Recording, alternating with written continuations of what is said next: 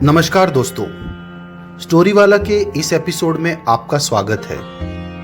आप सुन रहे हैं बीते जमाने की मशहूर गायिका और तवायफ गौहर जान की कहानी का चौथा एपिसोड। पिछले एपिसोड में आपने सुना कि गौहर जान का नाम संगीत की चाह रखने वाले हर इंसान की जबान पर था। साथ ही गुजरात के महाराजा की महफिल के बाद गौहर ने अपनी कीमत बढ़ा ली थी।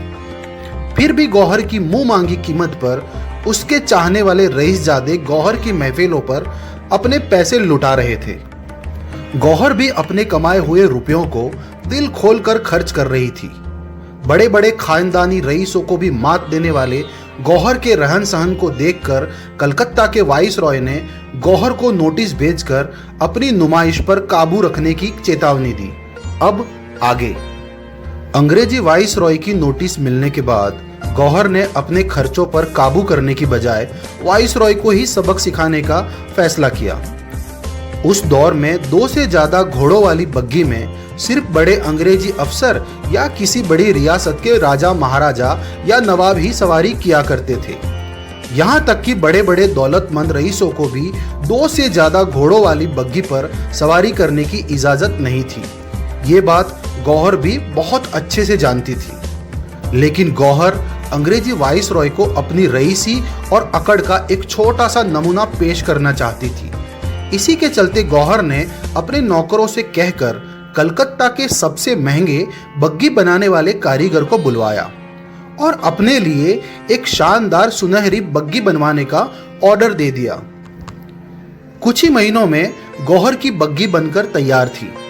गौहर ने अपनी बग्गी से 1, 2 या 4 नहीं बल्कि पूरे 7 सफेद घोड़ों को जोड़ा और बड़े ही शान से निकल पड़ी कलकत्ता की सड़कों पर। कलकत्ता के लोगों ने ऐसा नजारा पहली बार देखा था। सुनहरे रंग से सजी बग्गी को 7 अलमस्त घोड़े खींच रहे थे और बग्गी में सवार थी पूरे हिंदुस्तान को अपने नृत्य और गायन से रिझाने वाली गौहर जान। पूरे कलकत्ता की सड़कों को नाप लेने के बाद गौहर की बग्गी आखिरकार अंग्रेजी वाइसरॉय की कोठी के बाहर से गुजरी तो अपने बगीचे में चाय का लुत्फ उठा रहे वाइसरॉय के भी होश उड़ गए। वाइसरॉय ने सपने में भी नहीं सोचा था कि जिस गौहर जान को उसने अपने खर्चों पर काबू रखने के लिए नोटिस भिजवाई थी, वही गौहर जान पूरी अकड़ के साथ उसी के सामने 7 घोड़ों वाली बग्गी में सवार होकर उसी की नोटिस की धज्जियां उड़ाकर रख देगी। अंग्रेजी वाइसराय का गुस्सा 7वें आसमान पर था। उसने उसी दिन गौहर को एक दूसरा नोटिस भिजवाया। नोटिस के मुताबिक 7 घोड़ों की बग्गी की खुलेआम सवारी कर गौहर ने एक बहुत बड़े कानून को तोड़ने की जरूरत की थी और इस कानून को तोड़ने की जरूरत के बदले में गौहर को सजा के तौर पर पूरे 1000 रुपए का जुर्माना लगाया गया था। खुद पर 1000 रुपए का जुर्माना लगने के बाद भी गौहर अंग्रेजी वाइसरॉय को परेशान करने से बाज नहीं आई। दूसरे ही दिन गौहर वाइसरॉय के दफ्तर पहुंची। अंग्रेजी वाइसरॉय अपने दफ्तर में आराम फरमा रहा था। गौहर को अपने दफ्तर में आता देख वाइसरॉय ये सोचकर मुस्कुरा रहा था कि शायद गौहर जान अपनी हरकत पर माफी मांगेगी। लेकिन वाइसरॉय गलत था। गौहर अंग्रेजी वाइसरॉय के पास पहुंचती है और रुपयों से भरा लिफाफा पूरी अकड़ के साथ वाइसरॉय के टेबल पर रखती है। वाइसरॉय जब लिफाफा खोलकर देखता है तो उसमें गौहर के जुर्माने के रुपए थे। वाइसरॉय जब उन रुपयों को गिनता है तो वो 1000 नहीं बल्कि पूरे 2000 रुपए थे। कायदे से देखा जाए तो गौहर को जुर्माने के तौर पर केवल 1000 रुपए चुकाने थे।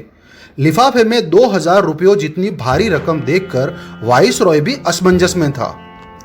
जब तक वाइसरॉय गौहर को कुछ पूछता तब तक गौहर वाइसरॉय के दफ्तर के बाहर जा चुकी थी। लेकिन गौहर के जाने के बाद दफ्तर में बैठे वाइसरॉय को बाहर की तरफ से लोगों का कोलाहल सुनाई दिया। वाइसरॉय भागा भागा बाहर पहुंचा तो बाहर का नजारा देखकर उसके होश उड़ गए। वाइसरॉय की ऑफिस के बाहर के मैदान के बीचों बीच गौहर अपनी सुनहरी बग्गी में बैठी वाइसरॉय को देखकर बड़े ही अकड़ भरे अंदाज में मुस्कुरा रही थी।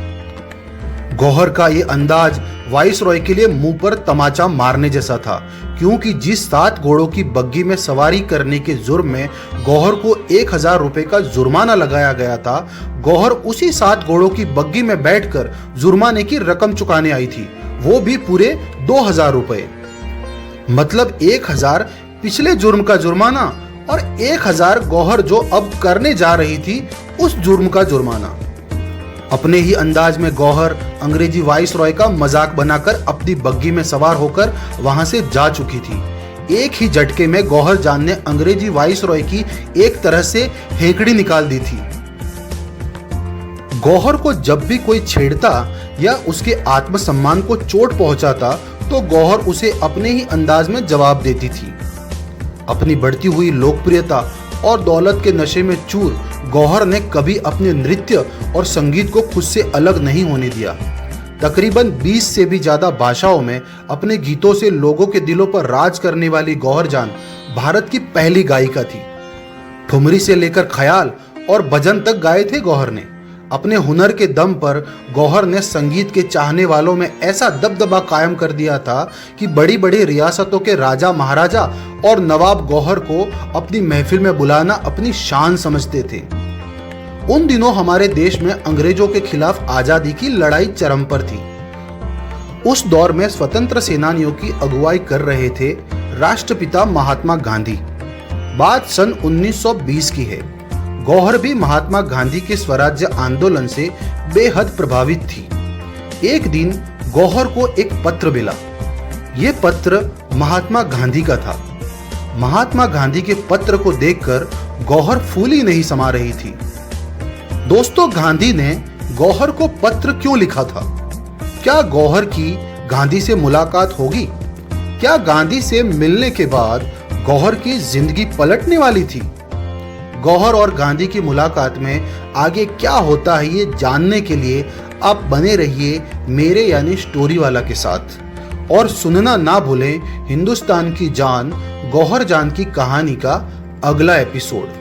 तब तक के लिए स्टोरी वाला को इजाजत दीजिए और स्टोरी वाला को सब्सक्राइब, लाइक और शेयर भी कर दीजिए। जय हिंद।